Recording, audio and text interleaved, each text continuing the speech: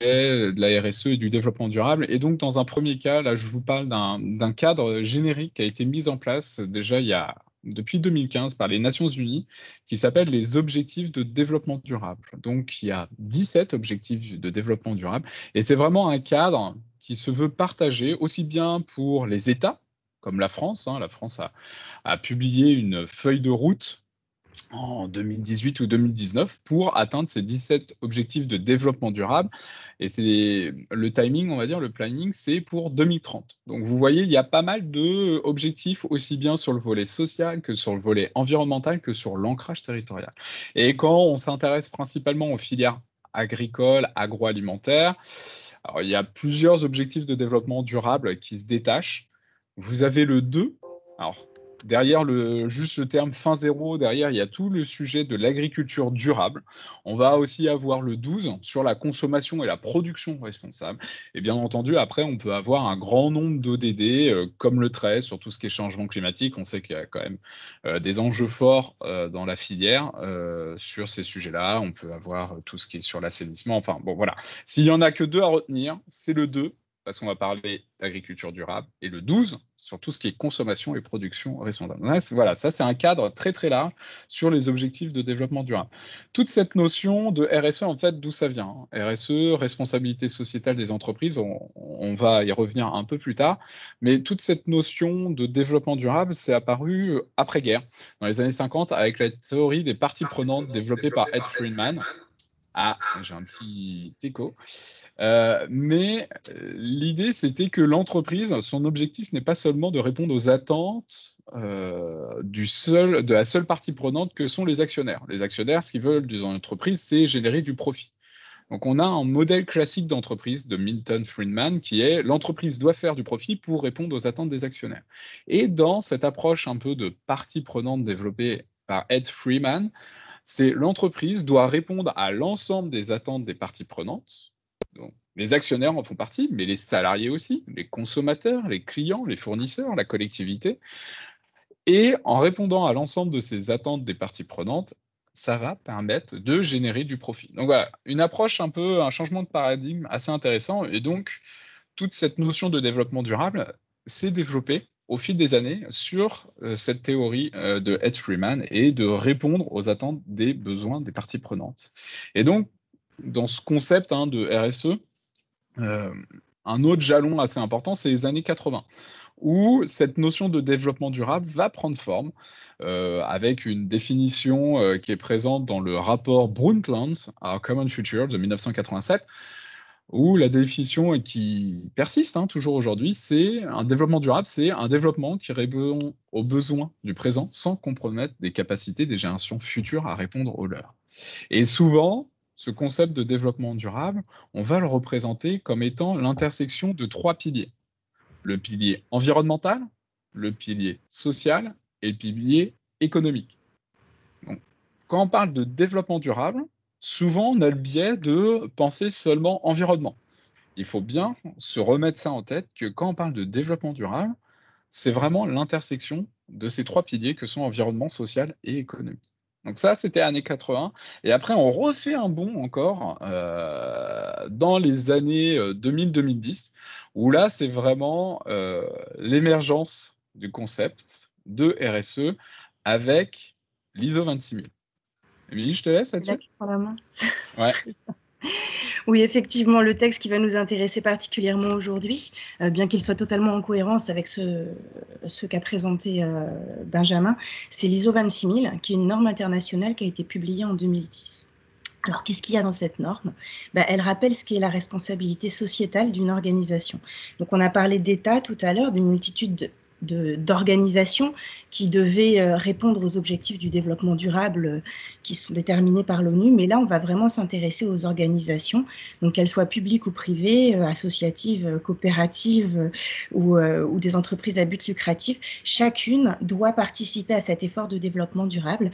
Et de facto, dans cette norme, il y a les principes auxquels elle doit souscrire et les thèmes incontournables sur lesquels elle doit s'interroger pour s'assurer d'agir de manière responsable.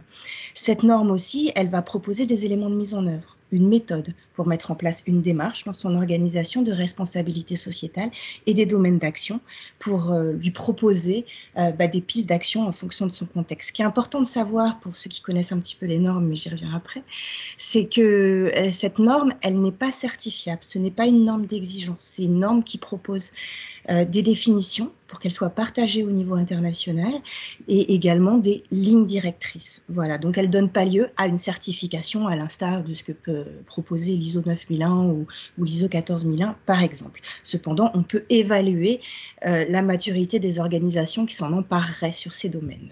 Benjamin, je veux bien l'autre slide.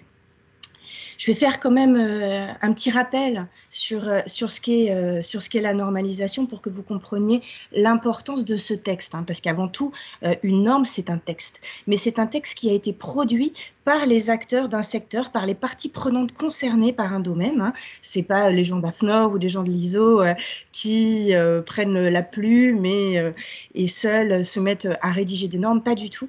Les normes sont toujours le fruit d'un consensus.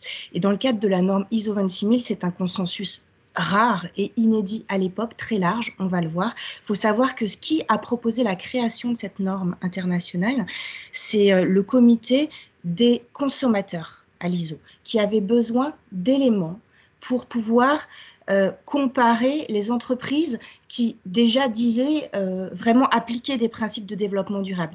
Mais ils n'avaient pas assez d'éléments objectifs pour s'en assurer. Et de facto, ce comité des consommateurs a souhaité avoir un outil pour éviter le greenwashing, pour la faire simple. Voilà. Donc, petit message, les normes volontaires, vous pouvez participer à leur rédaction et vous avez toute l'information nécessaire sur ce qu'il en est sur le site Normes Info. Voilà, c'était ma page de pub, mais tu peux passer à la slide suivante, Benjamin. Donc, je vous ai parlé du caractère inédit de cette norme ISO 26000. En fait, c'est notamment par le fait qu'elle a provoqué un engouement, on va dire ça comme ça, sans précédent. Il y a 450 personnes, ici on les a appelés experts, mais 450 personnes qui ont participé à sa rédaction. Et donc là, il s'agit réellement d'un consensus international. Alors, bien évidemment, siégeaient aussi dans le tour de table toutes les organisations qui avaient précédemment produit des textes qui relevaient du développement durable ou d'une des sphères de celui-ci, comme l'Organisation internationale du travail, l'OIT, l'ONU, le Global Compact, l'Organisation mondiale de la santé également, ont participé à ces textes, et donc 99 pays avec un fort équilibre nord-sud, ce qui va être le cas aussi, on va le voir dans les normes qui ont suivi sur l'agroalimentaire. Cette norme, donc, qui a été publiée en 2010, elle est toujours absolument légitime. Elle a été même relégitimée il y a quelques mois. Pourquoi ? Tous les labels sectoriels qui existent aujourd'hui sur la responsabilité sociétale des organisations s'appuient sur ces principes d'action et sa méthode de faire. Et notamment les labels qu'on vous présentera par la suite, qui sont portés par la coopération agricole. Voilà. Donc cette norme a fait ses preuves et continue de le faire. Elle pose ce qui est en premier lieu la définition de la responsabilité sociétale. Alors de manière à ce qu'on s'accorde tous sur ce dont on parle, je vais vous la relire. Donc la responsabilité sociétale d'une organisation, c'est la responsabilité que celle-ci a vis-à-vis des impacts de ses décisions et activités sur la société et l'environnement. Donc ça se traduit par un comportement transparent et éthique. On est sur une norme de comportement, ça aussi c'était assez inédit, qui contribue, c'est la finalité, au développement durable, et y compris à la santé et au bien-être de la société, qui prend en compte les attentes des parties prenantes, comme l'a précisé Benjamin tout à l'heure, qui respecte les lois en vigueur, les normes internationales, notamment du travail, et quelque chose qui est important pour les organisations, pour lui rendre son caractère opérationnel, c'est qu'il s'agit de l'intégrer dans l'ensemble des actions qui sont mises en œuvre dans l'entreprise au quotidien. Voilà, dans tous les métiers de l'organisation. Donc, si vous n'aviez pas en tête... Bon, vas-y, à toi l'honneur. Ouais. Et donc, tout à l'heure, Émilie parlait que cette norme ISO 26000 n'était pas forcément structurée comme celle dont vous avez l'habitude, ISO 9001, ISO 14001, en système de management avec mise en place de revues de direction, amélioration continue. Là, on est vraiment plutôt dans une bibliothèque ou plutôt dans un document qui vous donne des lignes directrices sur quels sont les sujets à évoquer, quels sont les principes à adopter, hein, puisque Émilie parlait juste d'une norme de comportement.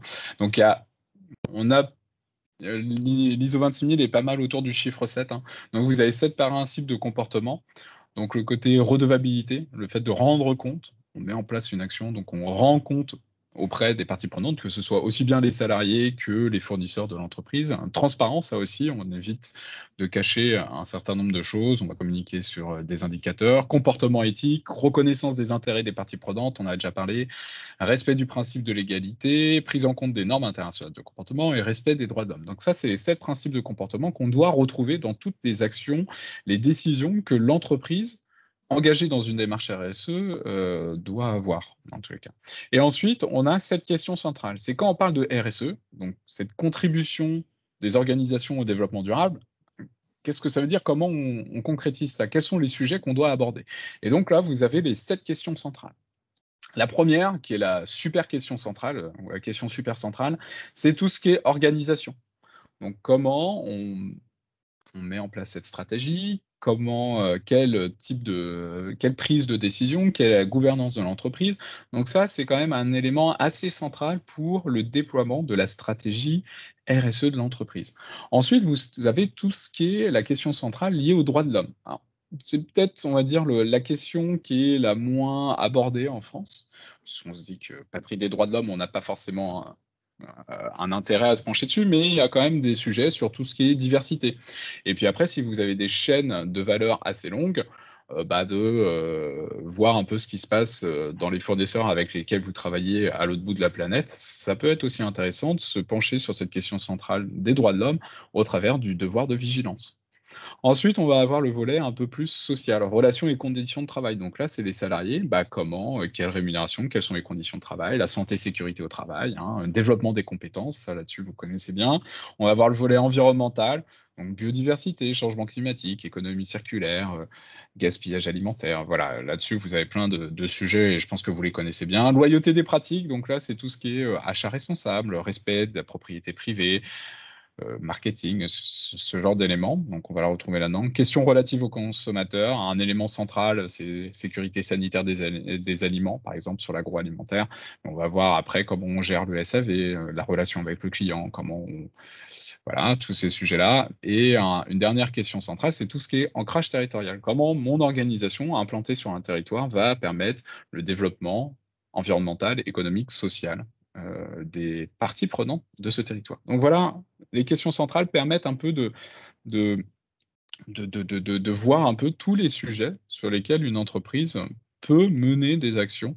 Alors, il n'y a pas une obligation de mettre 40 000 actions en place, mais c'est de dire, voilà, le champ des possibles sur la RSE. Après, il y a tout un travail de hiérarchisation nécessaire pour identifier les enjeux principaux de votre structure. Ce travail de hiérarchisation qui est effectivement la méthodologie qui est proposée par l'ISO 26000 dont je parlais tout à l'heure. Alors, ce qu'il faut savoir, c'est que le secteur agroalimentaire, il a été vraiment précurseur sur la responsabilité sociétale. On va continuer à le prouver jusqu'à midi. En fait, en 2012, la coopération agricole et l'ANIA se sont saisis du sujet et ont décidé de décliner, dans le cadre d'une norme française, ces lignes directrices de l'ISO 26000. C'est-à-dire de réellement y intégrer les enjeux propres à la filière agroalimentaire, de manière à rendre cette notion de responsabilité sociétale accessible au plus grand nombre, à l'ensemble des entreprises. Et puis au passage, faire valoir les savoir-faire de toutes ces entreprises, de toute cette filière, et les aider à rentrer dans une démarche de progrès. Alors ce type d'initiative de déclinaison de la norme ISO 26000, elle a aussi été produites par le secteur de la communication, par exemple, et le secteur viticole, secteur connexe, voire complémentaire, ou on a aussi travaillé sur des processus comme les achats.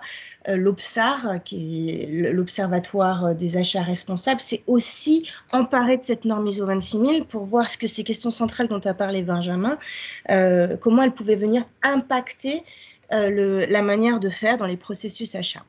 Mais enfin, le secteur qui s'en est davantage emparé, c'est bien l'agroalimentaire, et ça s'est si bien passé qu'en 2020, enfin quelques années auparavant, je crois que c'était en 2018, la coopération agricole a choisi de porter ce sujet à l'international, c'est-à-dire de faire de cette norme française, X30 de son petit nom à l'époque, une norme internationale, et très rapidement, est né sur un consensus aussi large, avec une forte représentation des pays du Nord et des pays du Sud, un nouveau guide international cette fois, et ça s'appelle l'ISO 26030. Alors, qu'est-ce qu'il y a dans cette norme ISO 26030, Benjamin?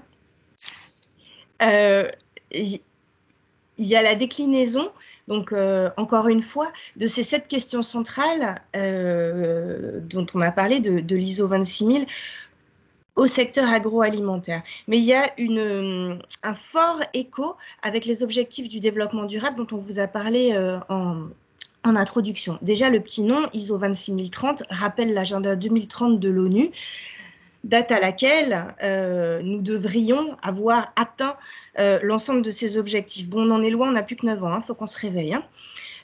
Toujours est-il que cette norme, comme l'a dit Benjamin, elle fait davantage écho à l'objectif du développement durable numéro 2, qui est éliminer la faim, assurer la sécurité alimentaire, améliorer la nutrition, promouvoir l'agriculture durable.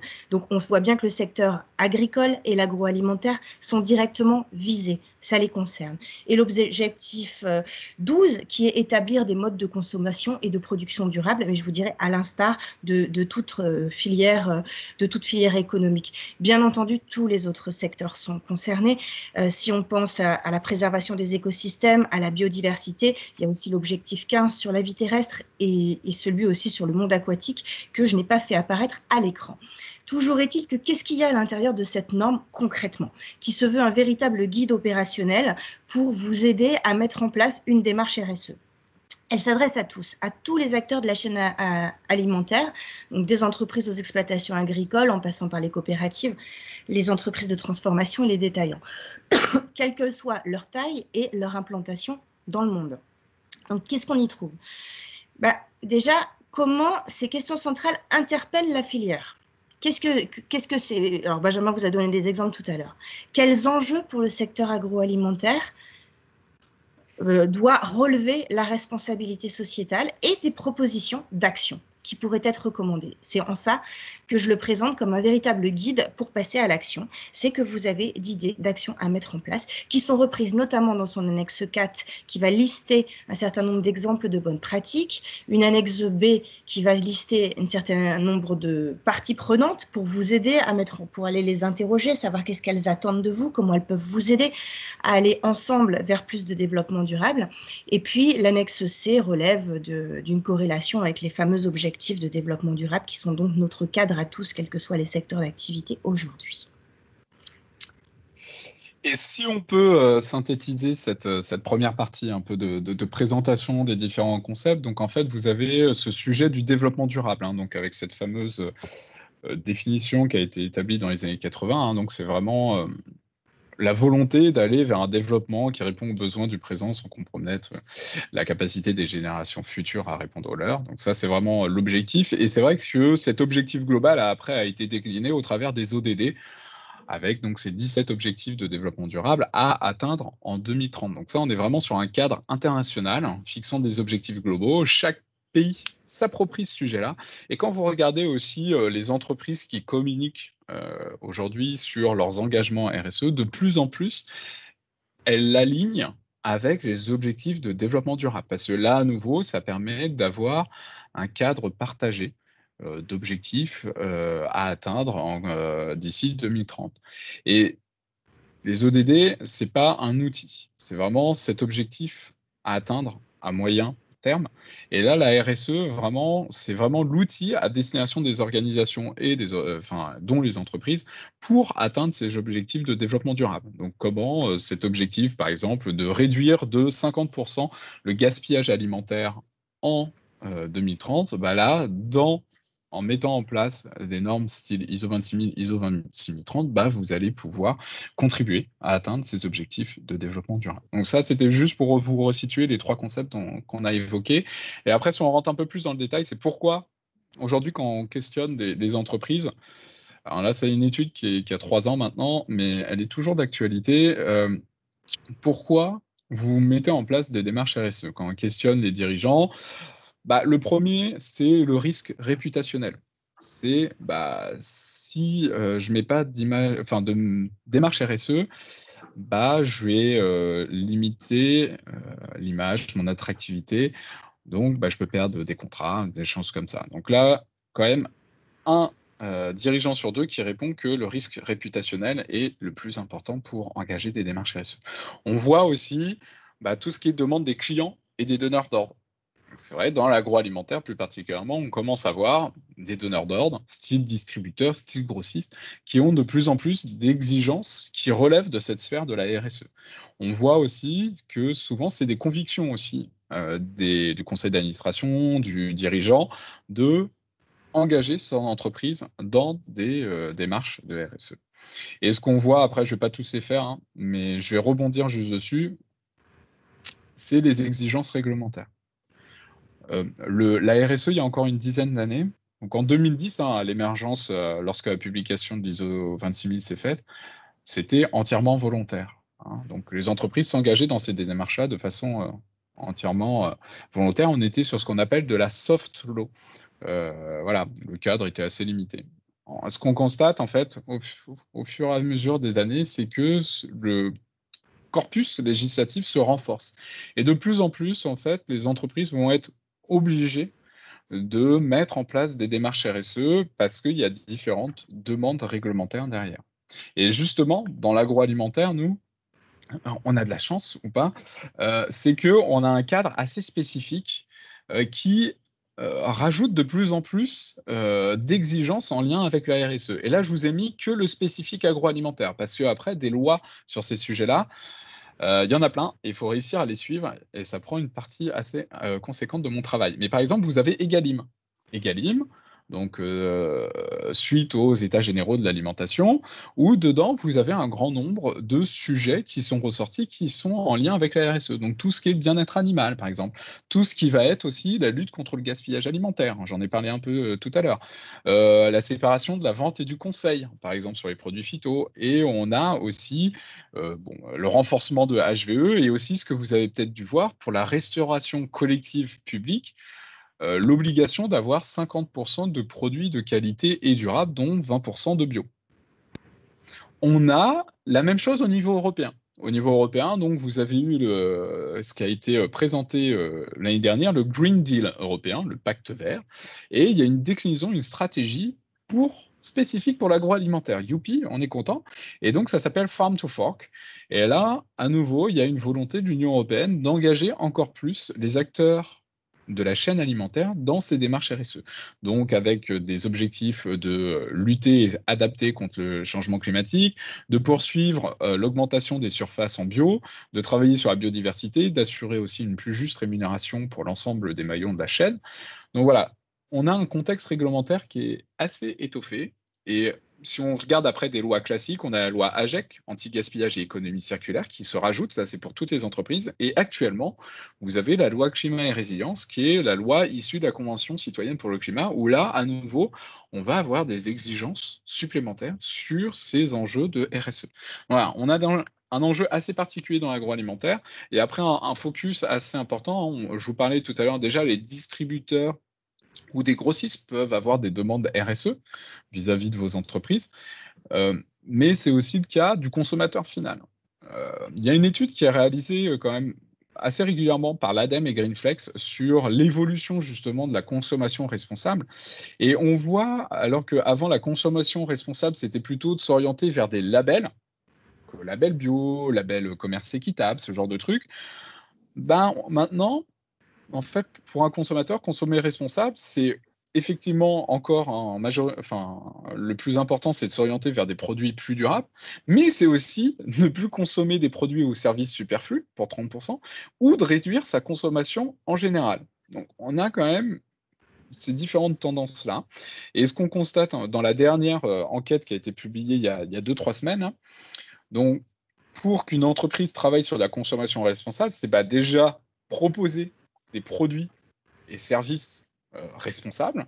Donc là, de communiquer aussi sur ce sujet-là au travers d'une publicité qui doit être réinventée et de s'engager un peu au-delà des premiers enjeux qu'on pourrait avoir dans les entreprises. Et ce qui est intéressant à dénoter sur cette enquête, c'est que alors que les entreprises étaient assez décriées et n'étaient pas gage de confiance pour s'engager, et pour répondre à des demandes de consommation responsable, on voit en fait que les consommateurs font de plus en plus confiance, aux entreprises maintenant pour, aborder ces questions de consommation responsable. Donc voilà, juste 2 focus particuliers sur les enjeux spécifiques dans l'agroalimentaire et pourquoi, bah, de plus en plus, les entreprises de l'agroalimentaire, vont sur ces sujets-là et je laisse, Émilie présenter aussi d'autres enjeux particuliers qui sont traités dans la norme ISO 26030.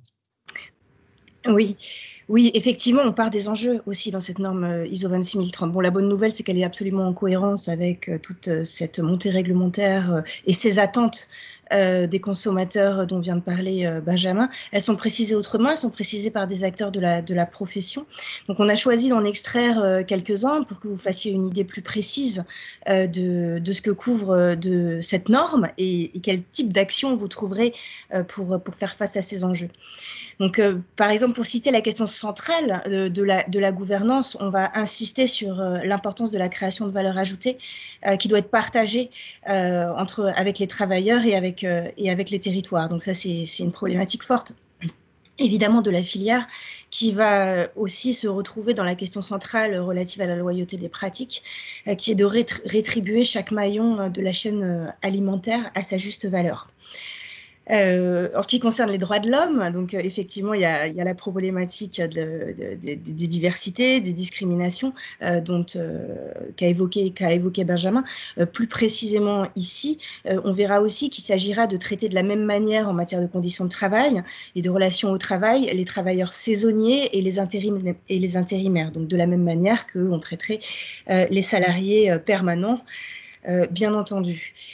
On va aussi réfléchir aux actions qu'on peut avoir pour améliorer l'attractivité des métiers. Donc des métiers du secteur agroalimentaire, de mobiliser une main-d'œuvre qualifiée, de les attirer dans des régions qui sont encore peu attractives, par exemple. Et sur la slide suivante, je vous ai mis quelques autres extraits. Alors, relativement à l'environnement, évidemment, promouvoir des bonnes pratiques environnementales sur l'ensemble de la filière, éviter toute dégradation de l'environnement, des écosystèmes, de la biodiversité, de la déforestation et notamment tropicale. On voit l'empreinte des pays africains qui ont participé fortement, ou d'Amérique centrale, à la création de cette norme.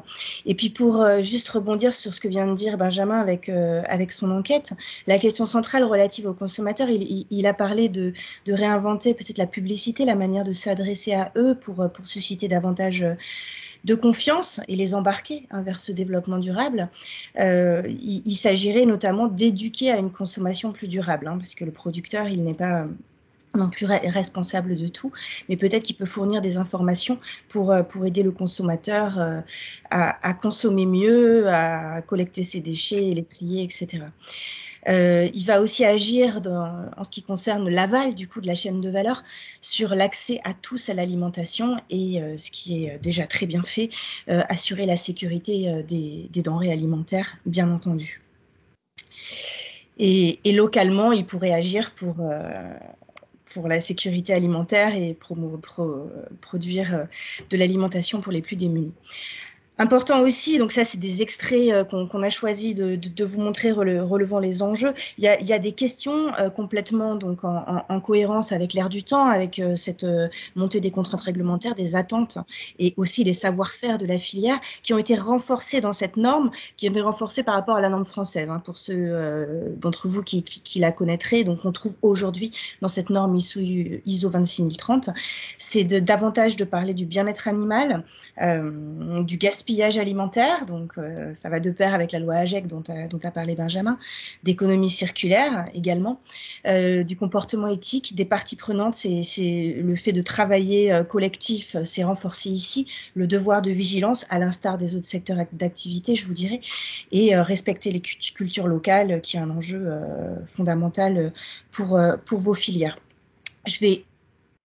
On va poursuivre peut-être avec la manière dont on peut valoriser cet engagement dans une démarche de responsabilité sociétale. Ouais, oui. Dans l'agroalimentaire, c'est vrai qu'on est assez enfin, c'est un secteur qui s'est approprié le sujet assez rapidement. Une enquête avait été menée il y a quelques années au niveau INSEE. Et on a constaté que près de la moitié des entreprises de l'agroalimentaire avaient mis en place une démarche volontaire en lien avec la RSE. Alors, on ne sait pas trop un peu le périmètre, si c'était vraiment quelques actions, des choses comme ça, mais voilà, c'était un élément assez intéressant. Et donc, ce que je vous disais, assez en avance par rapport à d'autres types d'activités d'industrie. Donc voilà, là vous avez un chiffre 69% versus 58% pour l'ensemble de l'industrie. Et nous, côté de la coopération agricole, en fait, la RSE, on voit ça comme un levier de différenciation aujourd'hui vis-à-vis plutôt des industriels et par ricochet des consommateurs. Et on pense que dans les prochaines années, ça pourrait être une condition d'accès sur certains marchés, type les MDD. Donc se pose la question après, effectivement, comment réussir à mettre en valeur, valoriser toute démarche RSE.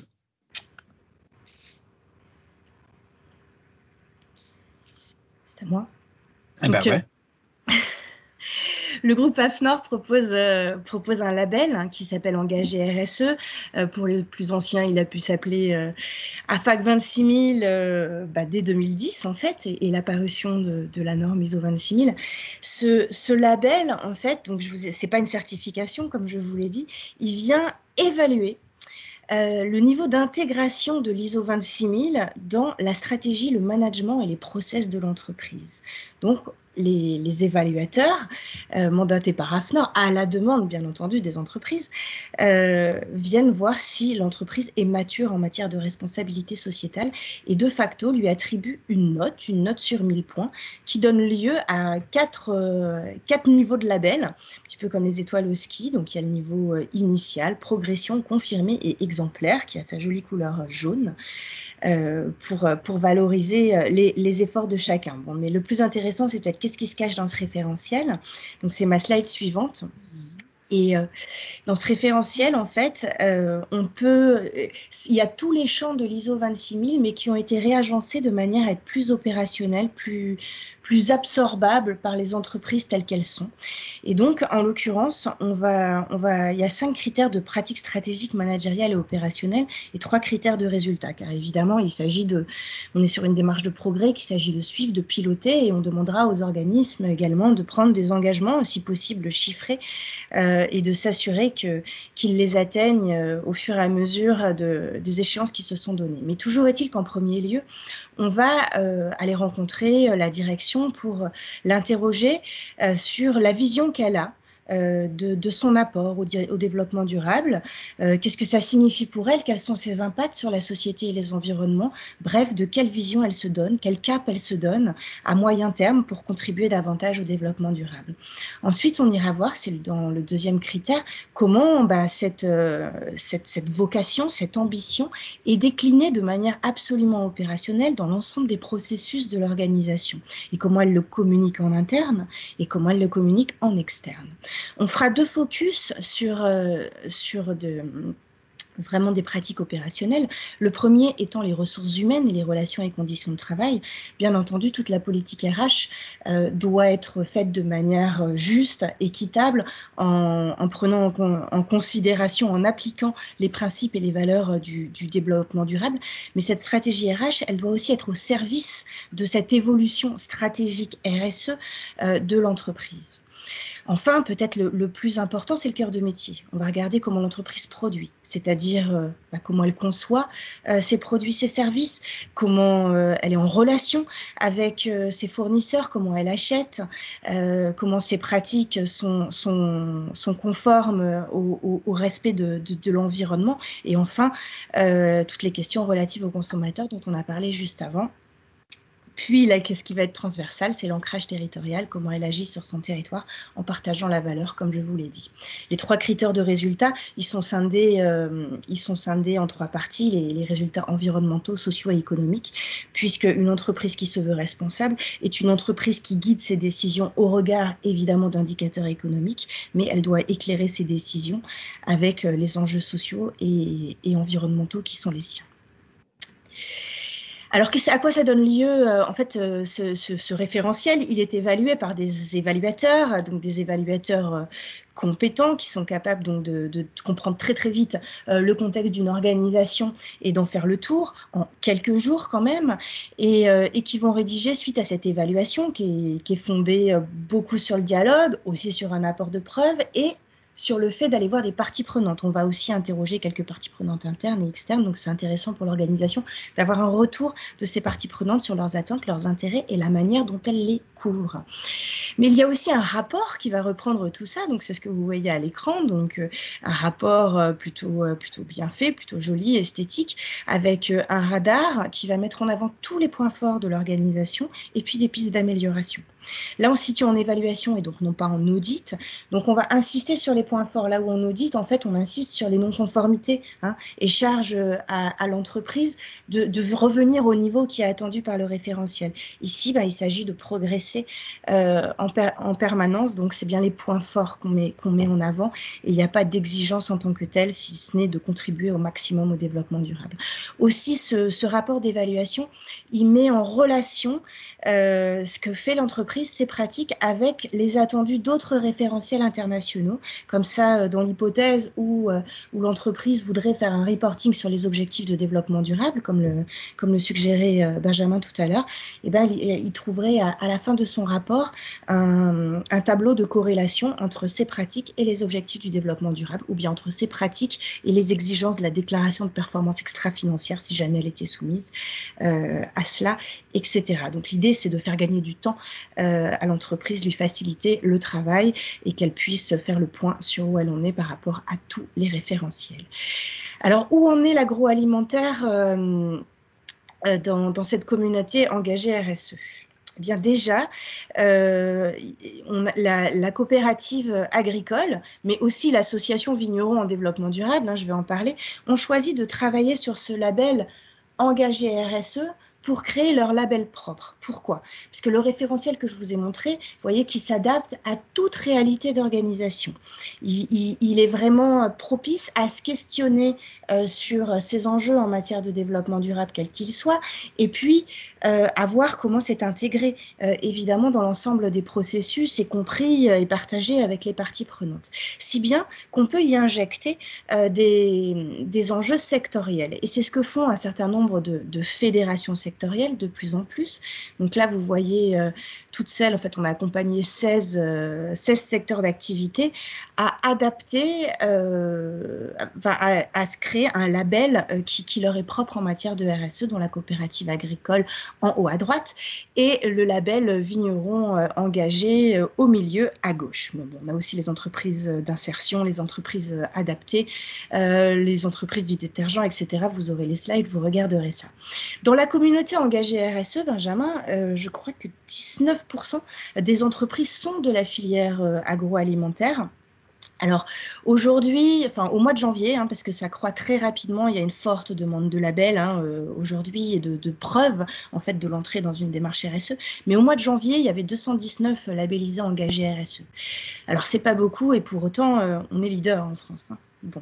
Mais il y a un fort engouement là poussé par un certain nombre de textes, notamment réglementaires, autour des preuves que sont les labels. Et donc, 19% de la communauté engagée appartient à la filière agroalimentaire. Donc, vous voyez quelques logos sur cette slide, avec beaucoup de caves quand même. Et il y a aussi Interbev, donc la filière Viande ou les jambons de Bayonne qui viennent asseoir leur AOP en montrant qu'encore plus ils s'engagent vers la responsabilité sociétale. Voilà pour ma partie. Ah non, non.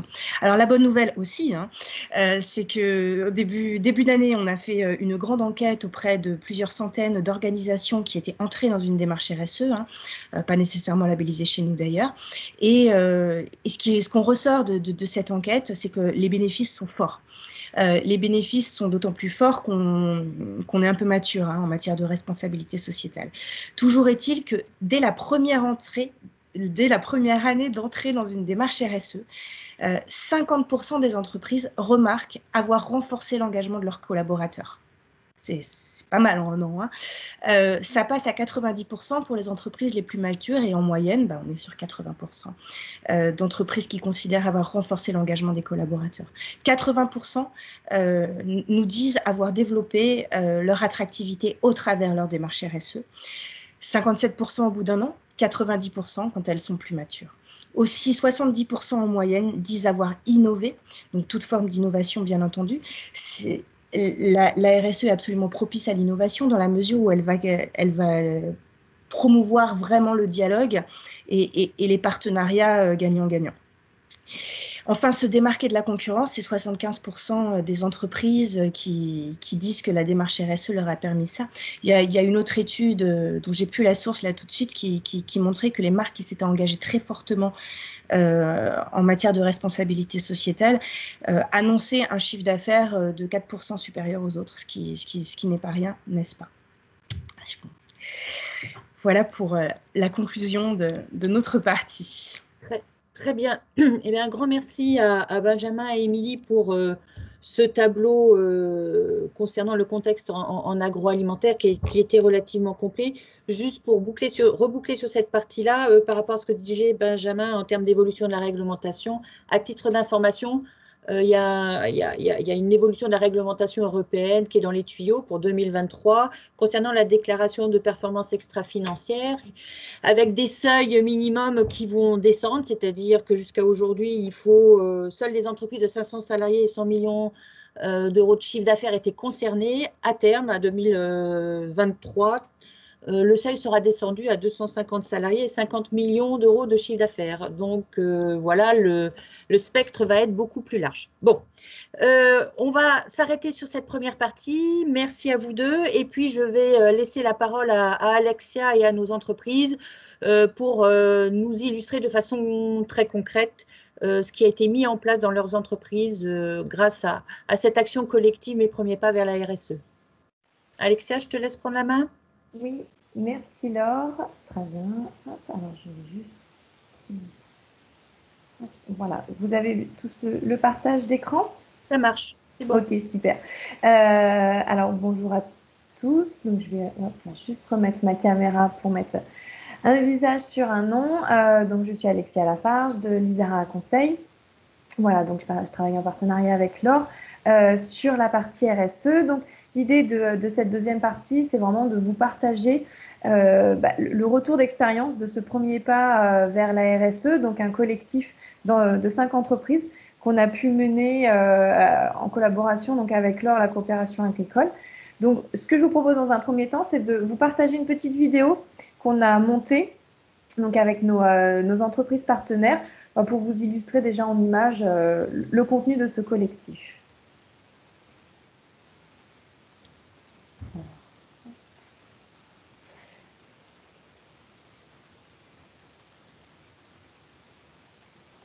Donc, je vais juste me mettre sur...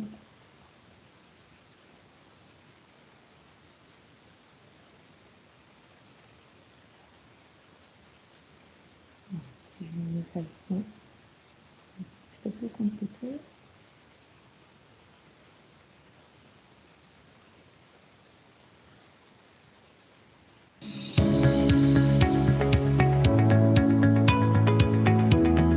Les entreprises agroalimentaires doivent faire face à des enjeux très importants dans les années à venir et donc la démarche de responsabilité sociétale des entreprises est un outil qui permet de relever ces nouveaux défis. L'idée de ce collectif est de commencer par une première phase de diagnostic pour poser l'état des lieux, évaluer la maturité de l'entreprise, puis alterner des demi-journées individuelles pour suivre l'état d'avancement de la démarche RSE et d'alterner avec des journées d'ateliers collectifs sur des thématiques propres à la RSE comme les achats responsables, comme la santé et sécurité au travail ou encore la communication responsable en entreprise et en externe pour apporter vraiment du fond aux entreprises et les aider à construire ce plan d'action. Donc on a 2 demi-journées d'accompagnement par binôme d'entreprise et puis différents ateliers en alternance pour finaliser ce collectif avec une restitution du plan d'action, des principales actions clés de chaque entreprise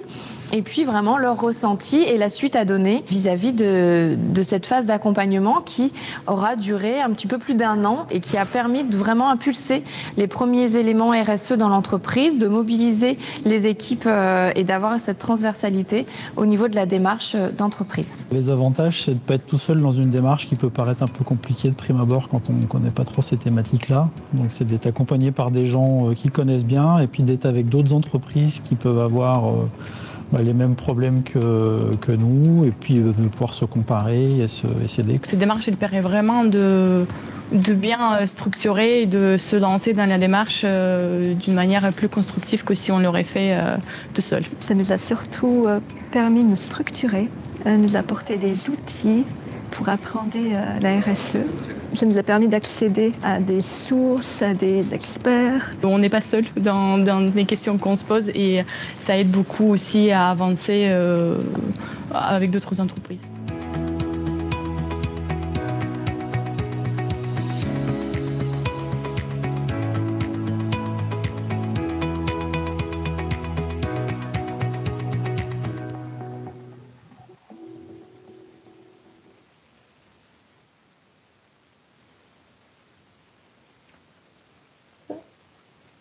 Voilà, donc une petite vidéo qui a permis d'illustrer vraiment la démarche de ce collectif et vraiment de pouvoir illustrer son déroulé.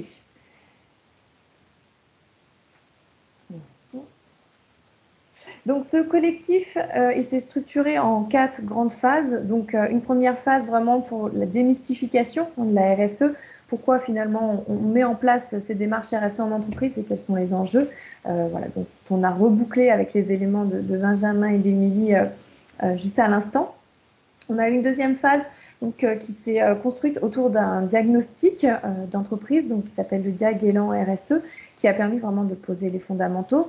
Et ensuite, on a accompagné les entreprises avec des phases individuelles et puis des ateliers thématiques pour vraiment faire partager des experts sur des sujets fondamentaux en termes de RSE et apporter vraiment de l'apport technique pour construire des actions concrètes au sein de sa structure selon le diagnostic et le plan d'action qui avait pu être établi en préambule. Et puis derrière, on a vraiment rebouclé sur la valorisation aussi de cette démarche RSE, sur la communication et sur des projets de labellisation futurs pour les différents partenaires. Donc des ateliers thématiques pour vraiment monter en compétences. Donc je vous ai mis quelques exemples d'ateliers qui ont été animés. Donc on a eu un atelier sur les achats responsables, un atelier sur l'efficacité énergétique, sur la marque employeur, sur la qualité de vie au travail. Donc on a vraiment pu apporter des regards croisés et au regard aussi des besoins de nos entreprises, puisqu'on a vraiment partagé aussi les besoins qu'avaient nos entreprises au sein du collectif en termes de thématiques experts. Donc on a pu établir les sujets de ces ateliers en fonction des besoins de notre premier collectif. On a créé un petit outil aussi d'animation, puisque le collectif, c'est aussi beaucoup de convivialité. Un petit tableau, comme vous pouvez le voir, où chacun pouvait positionner aussi son état d'avancement par rapport à la démarche, Alors bon, crise Covid oblige, on a eu aussi à voir l'organisation d'ateliers ou de points en distanciel.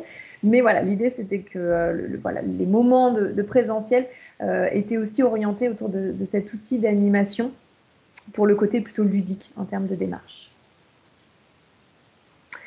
Un partenariat aussi avec nos étudiants, puisque l'ISARA, c'est surtout une école d'ingénieurs donc qui héberge effectivement ISARA Conseil, donc notre pôle de consultance en partenariat avec la coopération agricole. Et donc pour ce premier collectif, sur le mois de janvier, pour une entreprise notamment, on a mobilisé des étudiants pour les aider aussi à mettre en place parfois certains outils qui étaient un petit peu compliqués à déployer. Alors là, c'est un exemple donc pour la ferme Biomargerie, donc une entreprise partenaire du premier collectif, où on avait des difficultés sur la matérialisation de la cartographie des parties prenantes. Et donc, on a mobilisé un groupe d'étudiants pour aider cette entreprise dans la construction de cette cartographie sous un aspect aussi un petit peu communication, un petit peu valorisé au niveau du graphisme. Ferme Margerie, donc qui est producteur de jus de fruits, notamment en base de pommes. Voilà, on avait matérialisé cette cartographie en forme de pommes pour avoir un petit outil de communication assez ludique. Et surtout, notre premier collectif, c'était des moments conviviaux, des moments de partage, alors que ce soit en présentiel, c'était avant le confinement, un repas collectif ou des moments en distance, mais voilà, où on a pu partager aussi des points de vue et des sujets un petit peu plus experts. Donc de l'échange, du collectif et de la solidarité aussi entre entreprises pour partager des idées, des bons plans, des trucs et astuces. Donc finalement, pour résumer ce collectif, alors voilà, nous on est conquis par ce premier collectif, mais rien de tel que la prise de parole de partenaires pour vous illustrer par leurs propres mots aussi leur vécu autour de ce premier collectif. Donc, pour cela, on a le plaisir d'accueillir 3 entreprises de ce collectif. Donc, l'entreprise Poppy, avec Cédric Lançon, donc directeur qualité du groupe Poppy. On accueille Alice Soudry, donc la chargée de marketing et communication au sein de la Gerbe Savoyarde, et Katerina Pidorenko, donc chargée de RSE au sein de FC Salaison en Ardèche. Donc à qui je vais donner la parole pour échanger autour de quelques questions. Donc nos invités, si vous voulez mettre votre petite caméra pour mettre un visage sur un nom, c'est avec plaisir. Bonjour. Bonjour Alice, bonjour Katerina, bonjour Cédric. Merci beaucoup pour partager avec nous ce retour pour le premier collectif. Alors, je vous laisse peut-être, dans un premier temps, vous présenter de façon synthétique pour déjà nous donner quelques éléments, notamment votre fonction, votre entreprise, mais aussi finalement pourquoi la RSE, pourquoi avoir enclenché cette démarche. Comment est née finalement cette impulsion de déployer une démarche RSE dans votre entreprise. Peut-être Alice, si vous voulez prendre la parole. Oui, bonjour. Donc je suis Alice Soudry, chargée de marketing com à la Gerbe Savoyarde. On est une entreprise qui fabrique des produits en boulangerie, viennoiserie, pâtisserie à Annecy, à destination des professionnels, et on s'est lancé dans la démarche RSE. Enfin, en l'occurrence, j'étais pas encore là, mais notre responsable RSE, qui est Jacques Serle, s'est lancé dans cette démarche avec la direction, tout simplement dans une démarche d'amélioration continue. Et parce que les enjeux de la RSE, ça parle à tout le monde. Pour nous, c'est un incontournable. Enfin, on ne peut pas passer à côté de ça pour évoluer dans le monde d'aujourd'hui.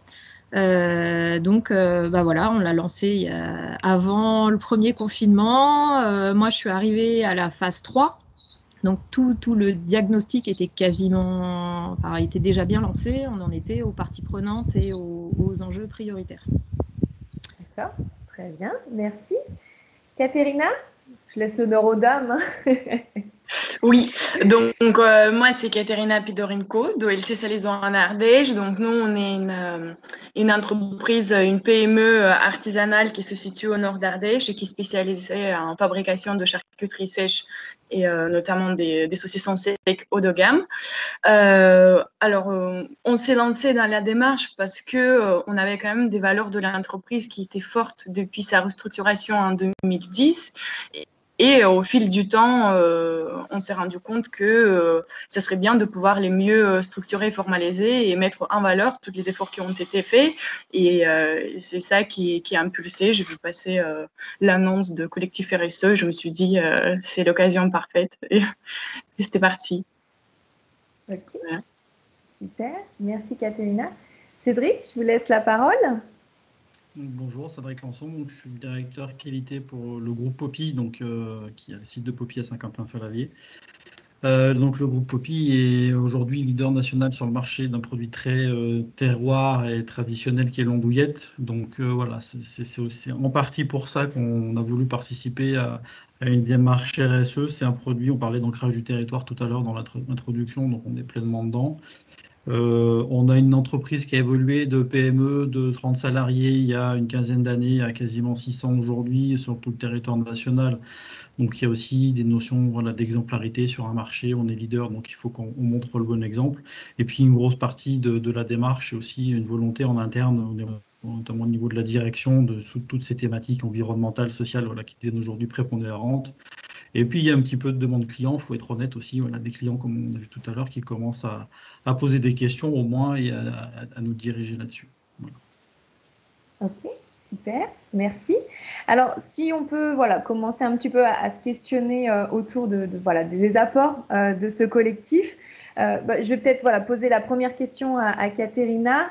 Donc voilà, finalement, comment ce collectif, mes premiers pas vers la RSE, vous a-t-il permis de démarrer, d'initier cette démarche RSE? Qu'est-ce que ce collectif vous a apporté en termes d'apport technique ou en termes d'outils?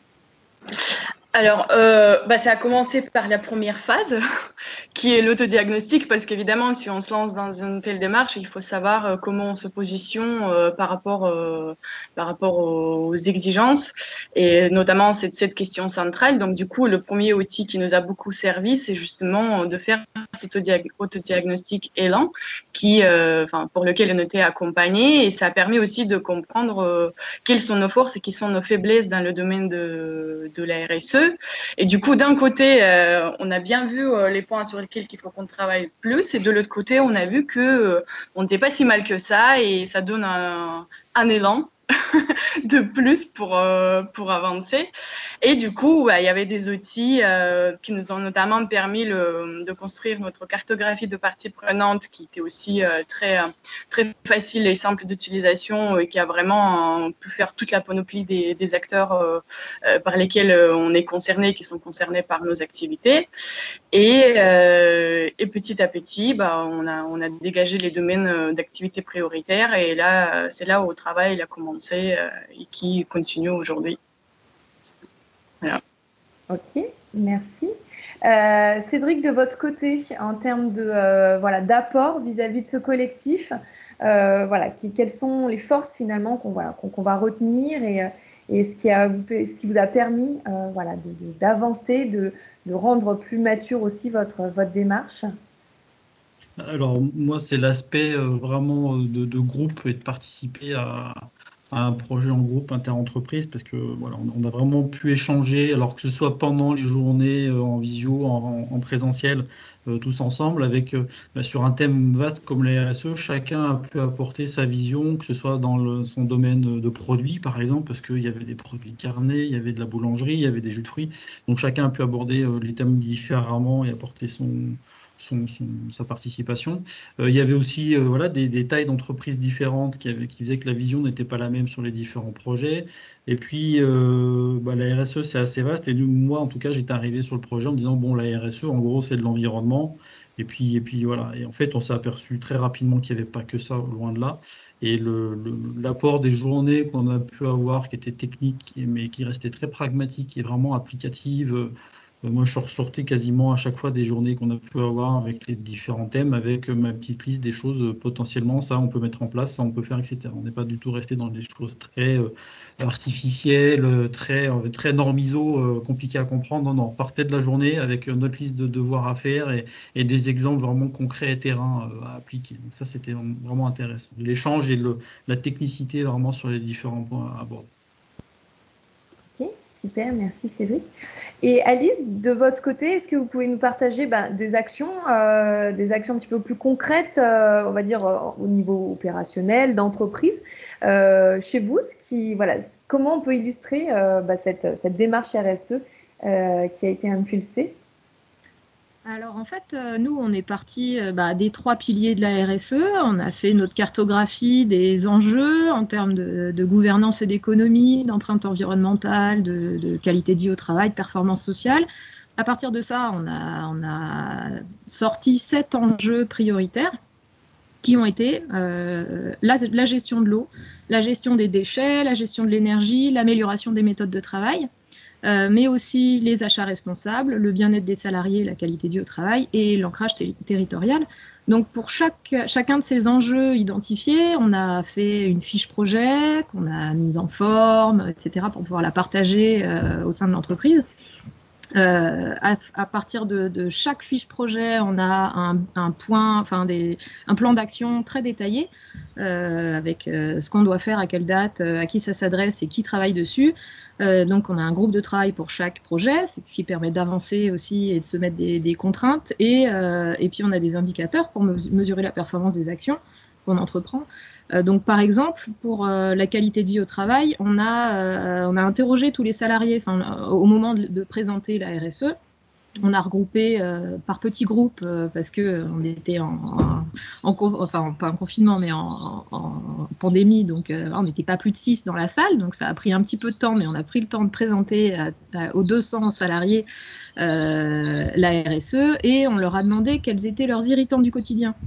Donc, on est ressorti beaucoup de choses, des chaussures qui ne sont pas très confortables à la fontaine à eau dans la salle de pause, en passant par les salles de pause ou les extérieurs qui n'étaient pas très agréables. Et à partir de ça, on a mis en place, on a changé de chaussures, on a mis une fontaine à eau, etc. Donc voilà, des choses très concrètes pour montrer aussi aux salariés, pour les impliquer, pour leur montrer à quoi ça sert, puis leur permettre d'échanger aussi, de faire remonter leurs idées.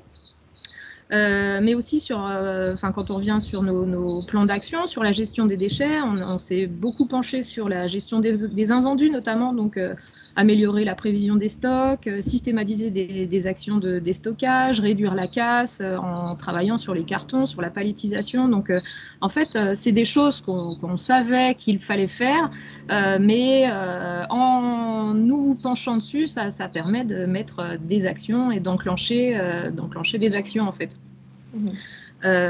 Donc en fait, c'était très intéressant parce qu'à partir d'un copil de 6 personnes qui partaient de l'ADV à la RH en passant par le marketing et le développement de projets, sponsorisés par la direction évidemment, on permet d'aborder tous les sujets de l'entreprise et d'avoir des actions assez concrètes et de faire avancer les choses. Donc après, concrètement, on a aussi mis en place une newsletter pour informer les salariés, pour les faire adhérer aussi, parce que la RSE, ça ne vient pas que de la direction, c'est aussi faire adhérer tout le monde pour faire évoluer les méthodes de travail, et puis c'est de l'amélioration continue, du développement responsable.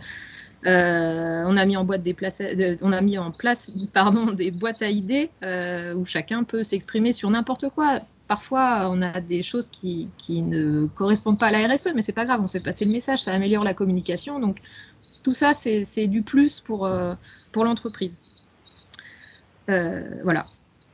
Ok, super. Donc, plein de beaux projets et une vraie dynamique en interne et une vraie mobilisation aussi des salariés et qui est fondamentale, effectivement, pour la démarche RSE. Alors moi j'aurais une petite question, juste Caterina et Cédric, plus par rapport au fait que ce soit un collectif d'entreprise, parce que ça aurait pu être un accompagnement individuel pour vos structures.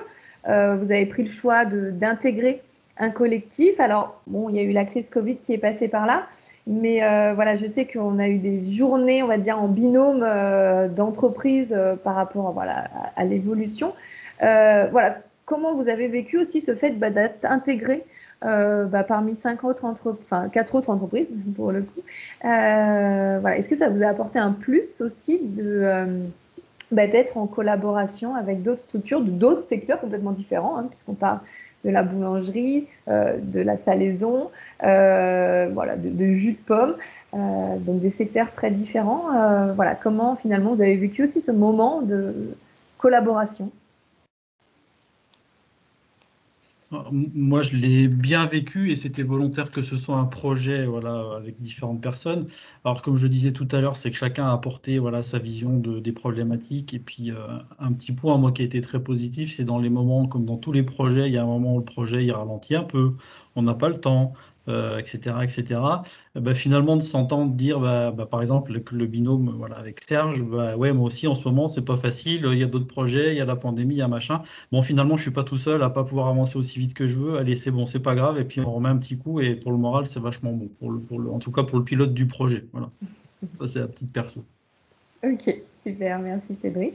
Et moi, je rejoins Cédric complètement. Déjà, hors la thématique, c'était quand même très agréable de se retrouver dans un collectif et travailler ensemble dans les entreprises qui ont à peu près les mêmes valeurs. Donc, c'était super au niveau de convivialité. Et pour le côté plus technique, c'est évidemment d'échanger sur les problématiques. Et comme on se disait, c'est que tu te sens pas seul parce que souvent, quand on démarre, moi, je parle de nom de PME où on n'a pas de structuration très claire, on n'a pas de service achat, on n'a pas de service RH, donc on est une entreprise en pleine croissance et du coup des fois c'est un petit peu compliqué de se placer et de se dire mais qu'est-ce qui se passe, je suis où et comment je peux faire.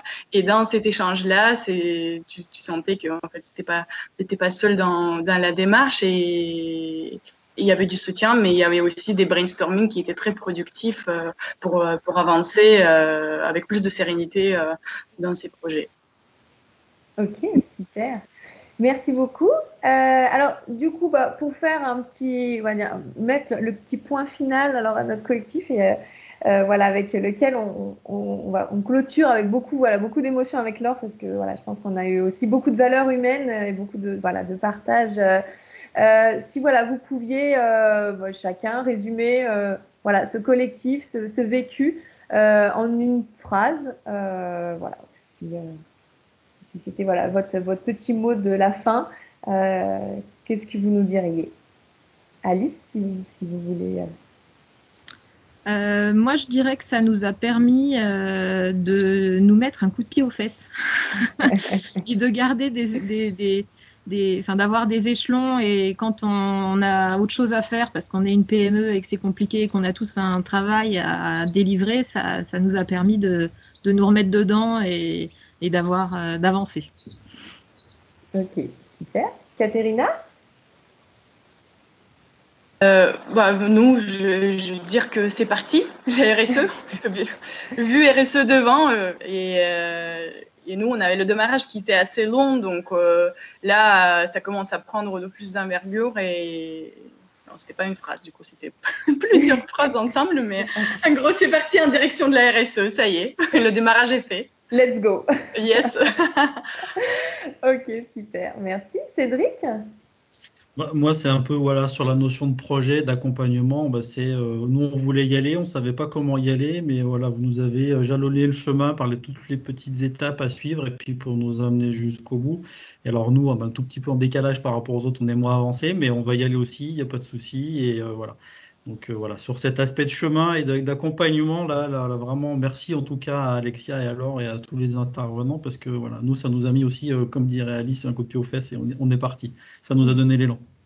Ok, vous avez fait vos premiers pas, mais là, c'est parti pour le semi-marathon. C'est comme les enfants, maintenant, on a fait les premiers pas, on va les faire tout seul. Il faut pas qu'on tombe, mais je pense que ça va y aller. Super. Merci beaucoup en tout cas. Alors merci de votre participation surtout à cette table ronde. Merci à vous. Ou cet écran rond, Merci. je ne sais pas comment on peut dire ça. Mais voilà, c'est super d'avoir pu témoigner. Et puis je laisse peut-être la parole aux personnes qui suivent le webinaire. S'ils ont quelques questions par rapport à ce que vous avez pu nous partager, n'hésitez pas à déclencher vos micros et à poser les petites questions à nos entreprises si vous en avez. Alors, si quelqu'un veut se lancer ou prendre la parole.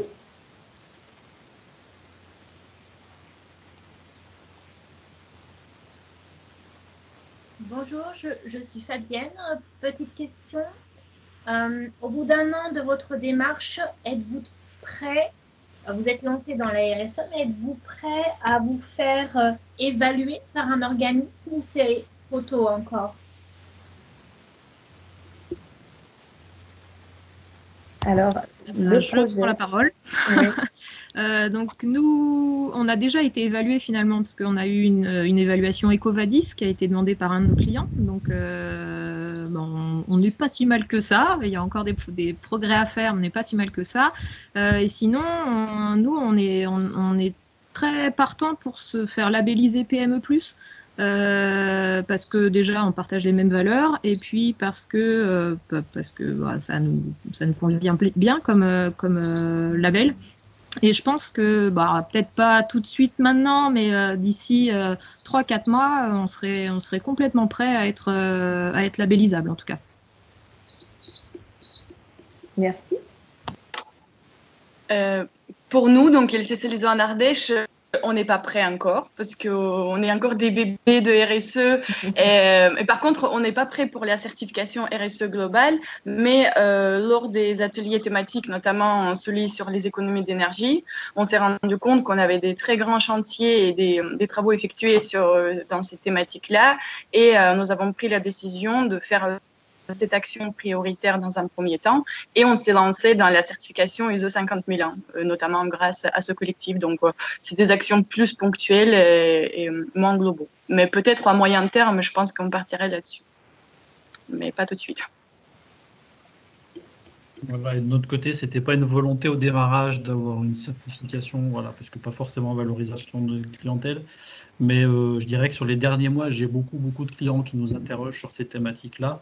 Et aujourd'hui, montrer qu'on a déjà une identification des parties prenantes, une cartographie, les enjeux prioritaires. Voilà, si tout n'est pas finalisé, finalement, les clients sont satisfaits. Et sur ces thèmes-là, ça permet quand même de répondre beaucoup plus facilement qu'il y a quelques mois au démarrage.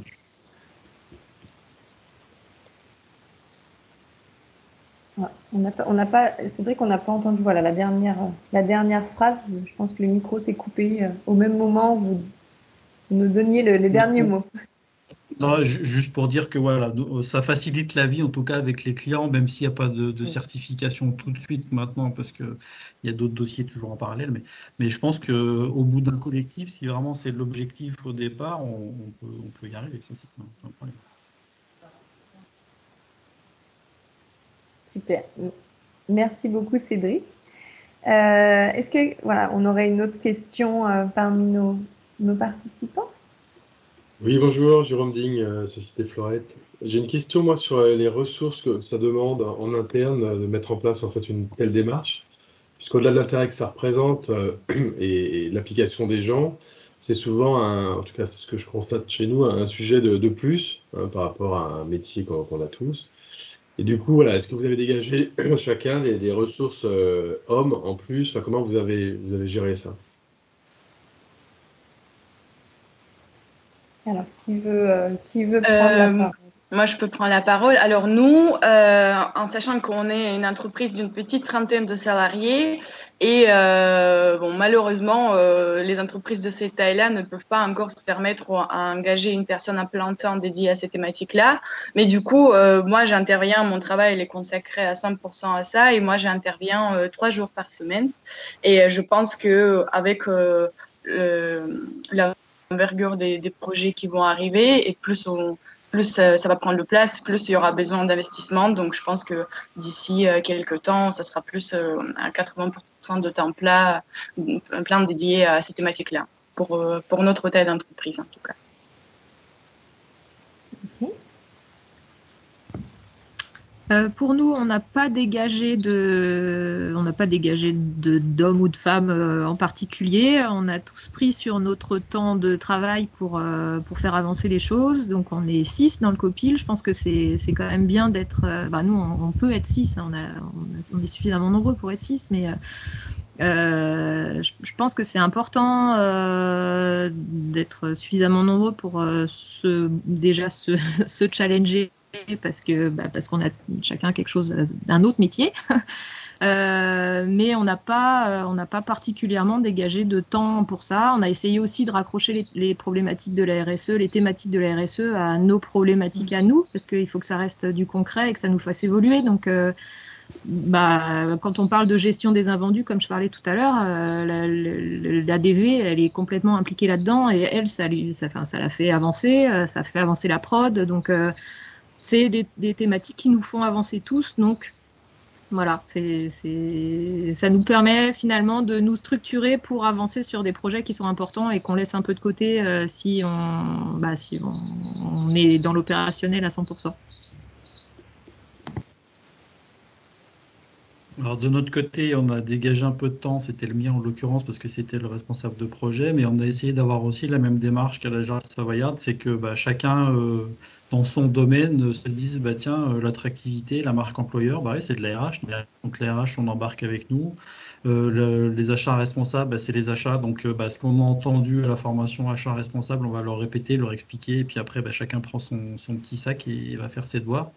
Et donc voilà, c'est comme ça qu'on l'a conçu nous, parce que si c'est pour mettre un responsable RSE qui fait que ça toute la journée, je trouve que ça coupe de la démarche RSE, d'implication de l'ensemble du personnel, de l'ensemble des services, et on n'y arrive pas comme ça.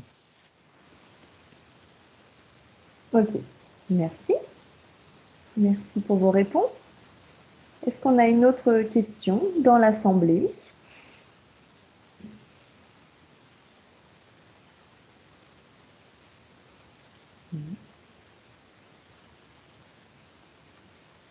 A priori, pas d'autres questions? N'hésitez pas. On a une personne qui lève la main. Alors, j'ai Françoise. Oui, bonjour. Est-ce que vous m'entendez? On vous entend très bien. Parfait. Vous parlez d'embarquer les salariés, on parle de parties prenantes, de différentes personnes dans l'entreprise. J'aurais bien aimé savoir comment vous procédez justement tous pour sensibiliser. Bon, vous en avez dit un certain nombre de choses déjà. Si je pose la question, c'est notamment parce que l'ISARA, entre autres, fait partie du projet Élan sur la région Auvergne-Rhône-Alpes. Et avec la CARSAT, l'adresse, etc., on lance un grand challenge pour proposer aux entreprises des jeux sérieux gratuits qui seront développés par les élèves pendant l'année scolaire prochaine, l'année universitaire. Donc ma question, c'est comment vous faites aujourd'hui et est-ce que vous avez des besoins? Est-ce qu'un jeu sérieux pourrait être pertinent pour vous, pour embarquer vos salariés en tant que support de formation, de sensibilisation, particulièrement sur le volet social de la RSE?